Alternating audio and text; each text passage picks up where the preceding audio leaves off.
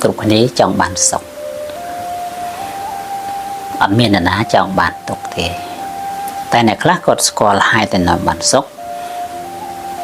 hai nó mới bàn tục là khác ở score tại mà đó vừa rường để nói bàn tục lọt luôn kết hợp bàn nơi sẽ sọc ở với đây chỉ hai nó mà nơi sẽ sọc rồiสมาสังปุจิมิจาได้เยอะกว่าองค์สำได้ปีบนจีให้นอมันเฮสิได้สกบนกาตามเพลิดกายตามเพลิดวิจาตามเพลิดจัดให้วัตถุได้ตรึมเป็นบนเมียนระหุดอกนอกแต่คุณจะยินยมอาจเป็นบ้านเป็นเส้นยินยมให้เบิกกิดปีเรื่องบนยีเรื่องบนยินยมขลาดบนนะอันยีเรื่องบนขลาดบนถ้ามาปีไอ้มาปีมันต้อนยืลบนนั่งฉบับ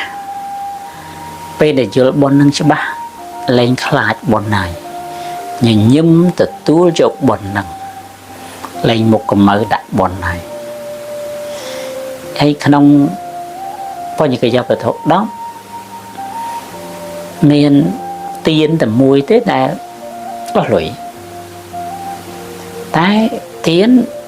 nó mới bán trọc bán tiền nó mới phát tầm phí tốt lùm bạc hãy ao tiền mình chầm bạch to thì miên trọc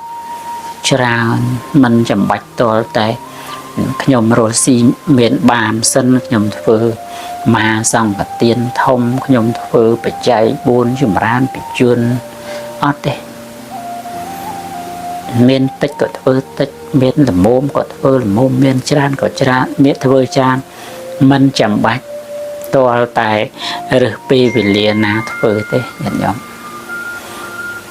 đã bạc và xong nơi một tè bài một vị salo mà chan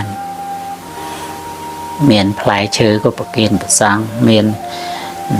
tây ở thổ ở bò pra nam đô thâm minh trà đô thâm minh nâng ai vừa ban vậy để bậc sang pra ca dịp hơi sắc xa rồi cái ấy xuất để chia tiền là ngày đây vườn tích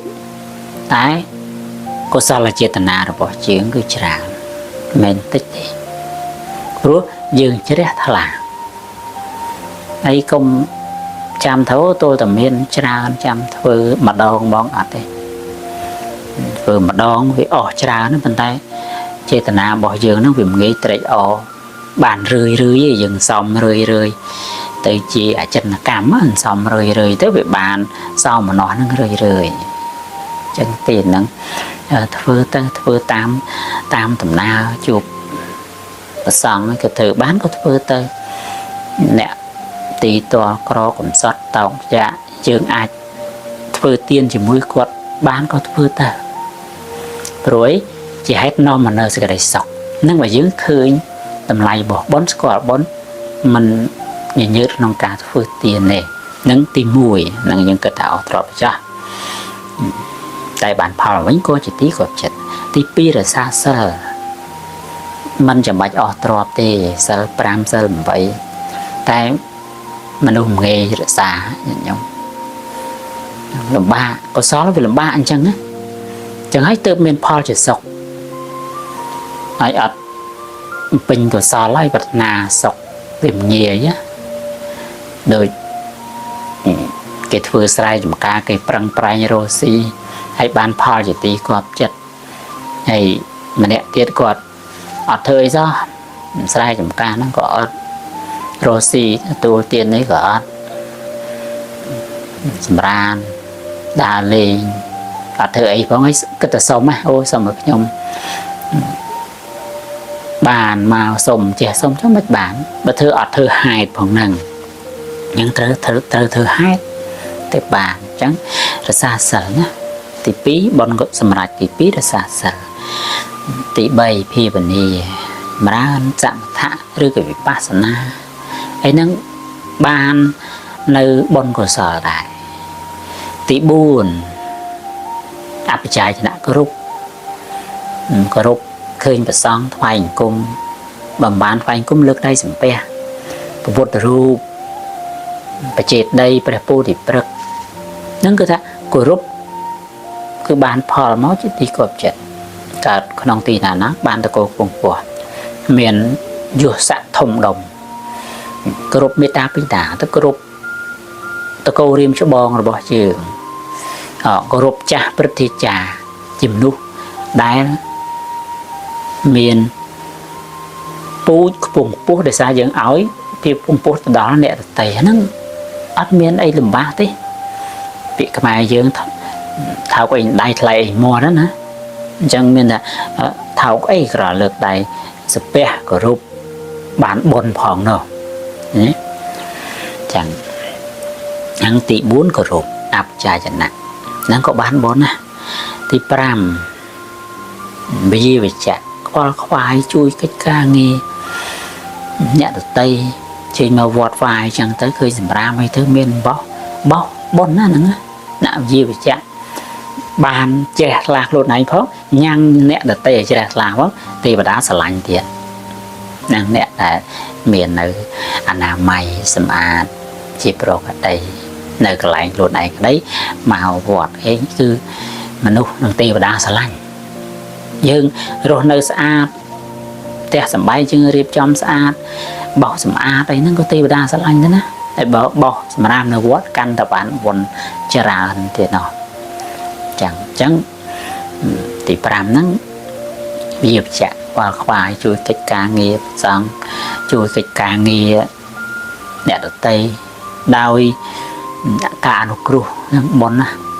សម្រាប់ជាបុណ្យកុសលទី6បតិទានមយៈបុណ្យចែកសេចក្តីល្អទៅគេយើងបានធ្វើសេចក្តីល្អបានធ្វើអំពើល្អចែកទៅគេយើងអត់កំណាញ់គេត្រេកអរនឹងអំពើល្អរបស់យើងគេនោះក៏បានហើយយើងបានមួយជាន់ទៀតនឹកសេចក្តីល្អហ្នឹងចែកទៅគេ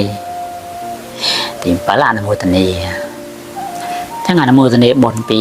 គេត្រេកអរសេចក្តីល្អអ្នកដទៃបានធ្វើហើយគឺ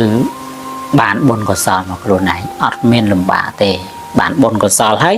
បានការរាប់អានពីអ្នកដទៃទៀតព្រោះធម្មតាយើងអំណរជាមួយគេយើងអបអរសាទរជាមួយគេមិនបានមិត្តគេមិនស្រឡាញ់ចូលចិត្តរាប់អានយើងគេថាអូគាត់នឹងល្អចេះត្រេកអរសេចក្តីល្អពីគេឃើញគេមានបានឃើញគេសុខក៏ត្រេកអរនឹងសេចក្តីសុខត្រេកអរនឹងការមានបានរបស់គេត្រេកអរនឹងសេចក្តីល្អរបស់គេ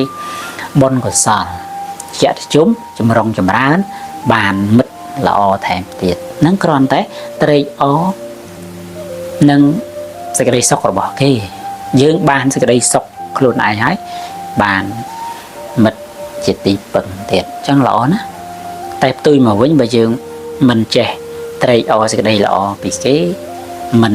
អបអរសាទរភាពជោគជ័យភាពរីកចម្រើនរបស់គេហើយយើងទៅចំណែនទៅជាបាបអាហ្នឹងបាបហើយបាននៅពីវេរាអត់មានមិត្តទេអញ្ចឹងការត្រេកអរសេចក្តីល្អពីអ្នកដទៃសាទរជាមួយអ្នកដទៃ